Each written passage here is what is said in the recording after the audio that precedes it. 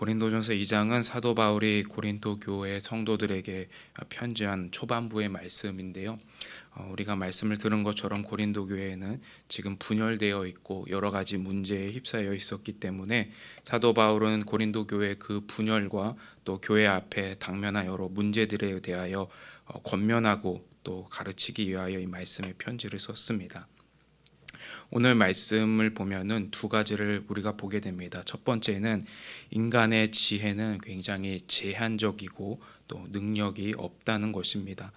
1절과 3절 말씀을 보면은 바울은 고린도 교회에 복음을 전할 때 자신의 말과 뛰어난 연설이나 어떤 철학적인 사조에 의해 그런 논증으로 복음을 전했던 것이 아니라는 것을 보게 됩니다. 고린도에 갔을 때 바울은 하나님의 증거를 전하고자 했고 내가 너희 중에 아무것도 알지 아니하기로 결심했다 이렇게 말합니다.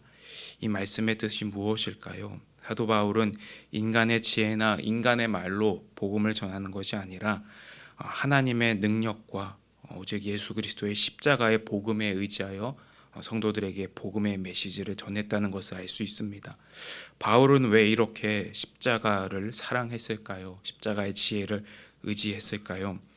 그것은 우리가 로마서 말씀에서 본 것처럼 십자가에는 하나님의 능력이 나타나기 때문입니다. 십자가에는 하나님의 지혜가 드러나기 때문입니다.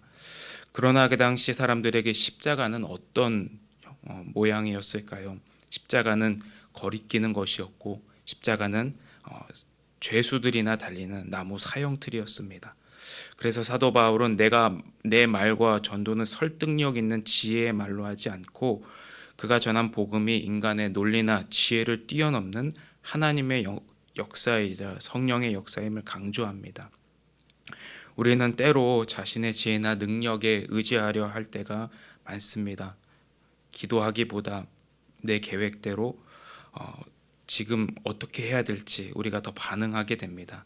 그러나 바울은 우리에게 인간의 지혜와 능력이 한계가 있다는 것을 깨닫게 합니다.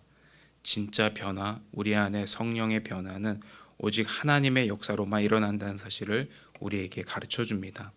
두 번째로 하나님의 지혜는 성령을 통해 드러난다는 것입니다. 오늘 말씀은 14절 말씀을 보시면은 육에 속한 사람은 하나님의 성령의 일들을 받지 아니하나니 이는 그것들이 그에게는 어리석게 보임이요 또 그는 그것들을 알 수도 없나니 그러한 일은 영적으로 분별되기 때문이라 말합니다. 반대로 15절 말씀은 이와 반대에 있는 사람을 보여줍니다. 신령한 자는 모든 것을 판단하나 자기는 아무에게도 판단을 받지 아니하느니라. 바울은 왜 이런 이야기를 하고 있을까요? 성도들이 성령을 따라 행하지 않고 육에 속한 사람처럼 살아가고 있기 때문입니다. 그러면 육에 속한 사람이라는 것은 어떤 의미일까요?